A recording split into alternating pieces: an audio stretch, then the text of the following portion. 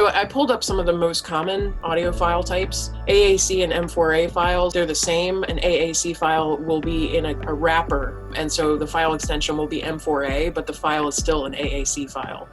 And both of those are iTunes or Apple. The most common file that you see that's audio is MP3. The reason that that type of file is so popular is because MP3s are fairly good quality, compressed audio. So you can send a file that is not huge and is of a decent quality. And WAV files are also very common. That's a high quality format for files. WAV files can be prohibitively large. A good rule of thumb is record in WAV, compress to MP3. So you can do your project in WAV, edit it in WAV, and export it as MP3.